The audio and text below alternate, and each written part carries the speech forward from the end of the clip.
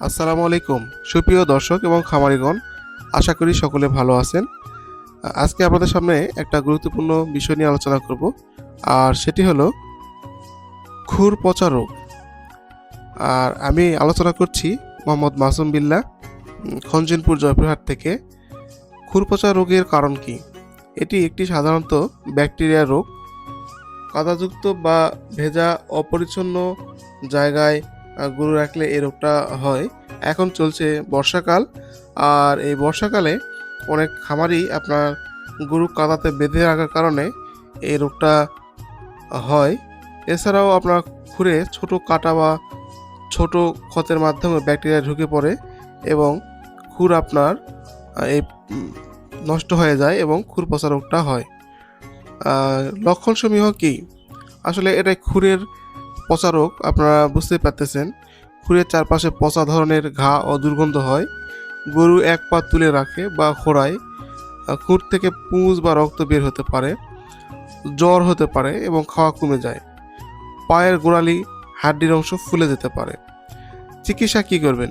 রোগটি প্রাথমিক পর্যায়ে ধরলে দ্রুত সেরে যায়। নিচে কিছু কার্যকর চিকিৎসা পদ্ধতি দেওয়া হলো। প্রথমত, পরিষ্কার ও শুকনো রাখা।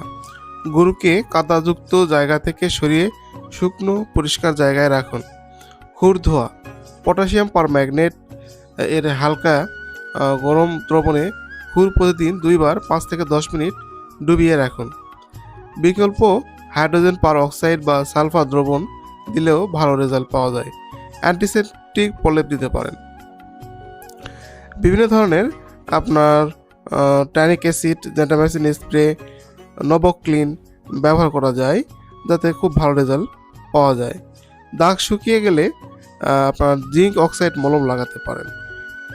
আর প্রয়োজনে ভেটেরিনারি চিকিৎসকের পরামর্শে অ্যান্টিবায়োটিক ব্যবহার করতে পারেন। অক্সিটেট্রাসাইক্লিন, পেনিসিলিন বা সেফটিয়াক্সিন জাতীয় ইনজেকশন এ রোগের গভীরতা অনুযায়ী প্রয়োগ করলে ভালো ফলাফল পাওয়া যায়। প্রতিরোধ ব্যবস্থাই সর্বোত্তম ব্যবস্থা, তাই প্রতিদিন গরুর খুর পরীক্ষা করুন। খুর বড় হলে সময় মতো ছাঁটাই করুন। ভেজা ও কর্দমাক্ত জমি এড়িয়ে চলুন। খামার পরিষ্কার ও ড্রেনেজ ব্যবস্থা ভালো রাখুন। আক্রান্ত গরুকে বাকি গরু থেকে আলাদা রাখুন।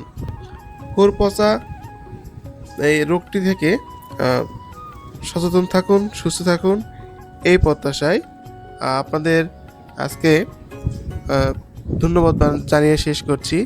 পরবর্তী ভিডিও পেতে ফলো, লাইক এবং কমেন্ট করে সঙ্গেই থাকুন। ভালো থাকুন, সুস্থ থাকুন, এই প্রত্যাশায়। আসসালামু আলাইকুম।